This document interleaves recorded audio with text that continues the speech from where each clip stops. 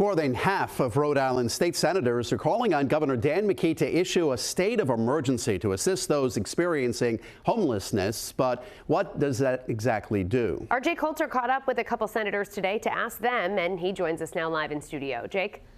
Shannon and Mike, the senators I spoke with say that a state of emergency would cut through a lot of red tape in order to enact more immediate solutions.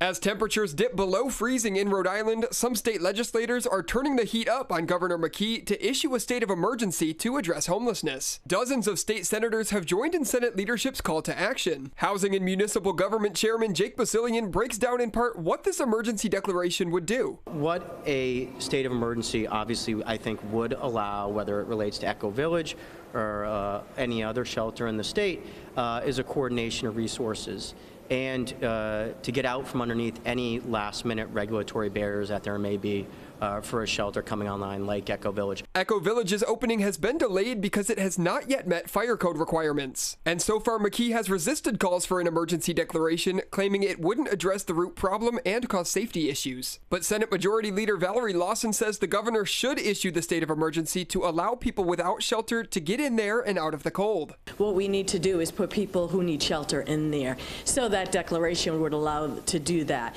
And if need be, we can put an on-site fire detail there so people are protected. Lawson adds the declaration would give people who need transportation to shelters access to RIPTA rides to do so. And over on the House side, Speaker Joe Shekarchi says he's working on legislation to get the pallet shelter open. We need legislation to make sure that these pallets open up sooner, and I'm working on that. I hope to have that done as early as tomorrow or early next week for introduction.